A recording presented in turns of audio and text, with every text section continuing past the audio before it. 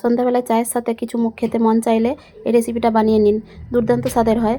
তার জন্য কড়াইতে দিয়ে দিয়েছি 1.5 কাপ জল, ওর মধ্যে দিয়ে দিলাম কিছুটা ধনেপাতা কুচি, দিয়ে দিলাম স্বাদ পরিমাণ নুন, লঙ্কার গুঁড়ো আর কিছুটা তেল দিয়ে ভালোভাবে মিশিয়ে নিয়ে ওর মধ্যে দিয়ে দিচ্ছি 1 কাপ সুজি।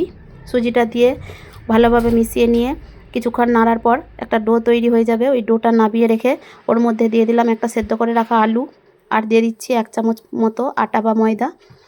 ভালোভাবে মাখিয়ে নেব সব উপকরণগুলো।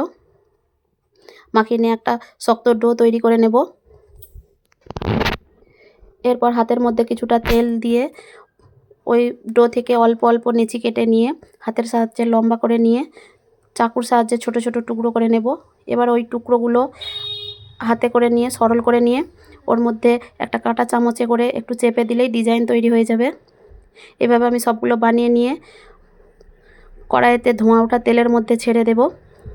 এরপর উল্টে পাল্টে লাল লাল করে ভাজা করে উঠিয়ে নিয়ে সন্ধ্যাবেলা চায়ের সাথে পরিবেশন করুন, বা অতিথি আপ্যায়নের জন্য দারুণ একটি স্ন্যাক্স। একবার হলেও বাড়িতে ট্রাই করুন, খেতে দুর্দান্ত লাগে।